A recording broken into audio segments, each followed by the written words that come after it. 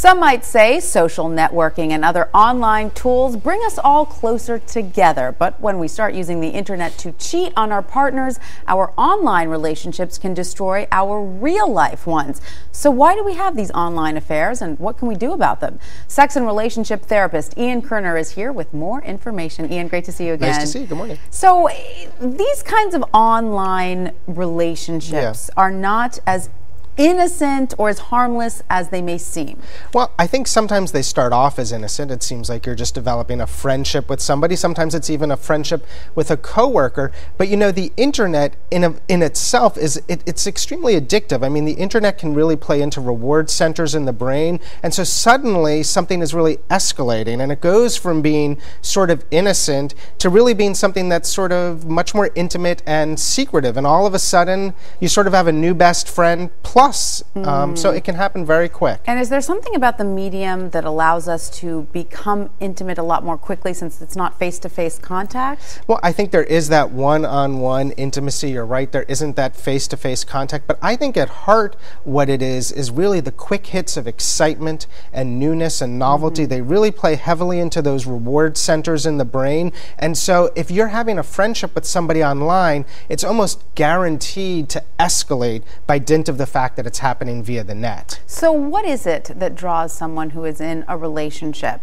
a real life relationship? What is it that draws them into forming an online relationship with somebody else? Well, I think real life relationships are hard work, you know. So first of all, when you meet somebody online, it's exciting, it's new, it's novel, it doesn't come with the same strings attached. It's really easy to start idealizing somebody, to start fantasizing about somebody. I think in our relationships, you know, we have a lot of predictability and responsibility, but as people, especially when it comes to love and romance, what we often seek is that unpredictability and that spontaneity. So the internet is kind of that little window into the world of novelty and unpredictability and newness that we really have a hard time exacting from our primary relationships. And yet we shouldn't fool ourselves, because I think so many people go into these kind of relationships thinking that they're harmless, but you say not so fast. These are full-blown affairs, even though they don't involve sex. Oh, and you know, it's a big difference between men and women. You know, a lot of men will say, what, an emotional affair, an internet affair, what are you talking about? But men, I think, have a much easier time in general disconnecting sex and emotion, whereas for women, emotion and sex are much more heavily integrated. So women, radar really goes up. I mean, I get hundreds, sometimes thousands of emails from women who feel like, you know, I have a gut instinct. I feel like something's going on. And so women are much more prone to being aware of an emotional infidelity. So let's talk about that gut instinct. Let's say we have a suspicion that our partner may be forming one of these sort of online relationships. Is it ever okay to hack into our partner's email and check it out? You know, I have something that I think it's sort of radical. I say it's always okay. Wow! I really do. I believe it is okay to snoop. And you know why? First of all, I think the internet is really such a threat to relationships. If you look at divorce filings, I mean, the internet is cited in almost 1 out of 2 divorce filings. And so I think it's okay to snoop. And the other thing that I believe is,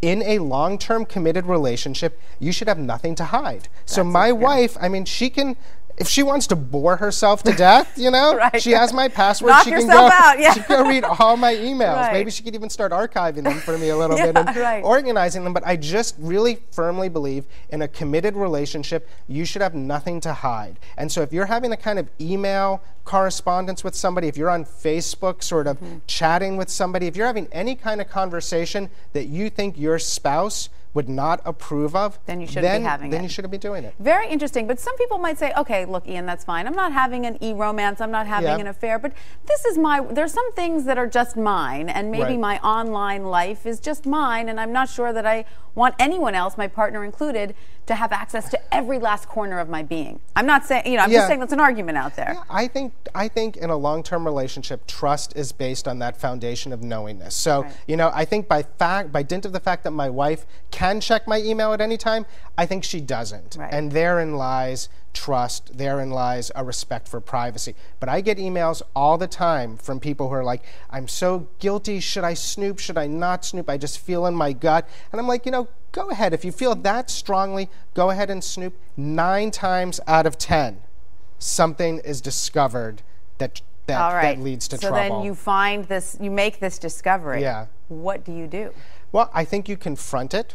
I think you deal with it as a couple. I think couples can recover from infidelity, whether it's emotional infidelity, sexual infidelity, a combination of both. You do believe that, so that's not end game there. I do not believe it's end game. In fact, I think it can be a new beginning. I think what's required is 100% honesty and transparency. When you look at like political figures like John Edwards, or you look at these infidelities in the news, it's not so much the infidelity itself, it's the web of perpetual lies that continue and continue and continue that prevent trust from being rebuilt. So it's trying to bury the infidelity that causes more of the problem. Yeah, or massaging it, or always sort of not revealing the whole story. I think if you're on the receiving end of an infidelity, what you really want from your partner is just tell me everything. Just give me all the details. I want total honesty. And if you have that honesty, you can build back up. You have a healthy relationship. All right, Ian Kerner, thank you so much. My pleasure. Fascinating discussion. Go and be sure to check out, that's right, iankerner.com for more advice. And for more health and wellness news, you can check us out on the health page at abcnews.com.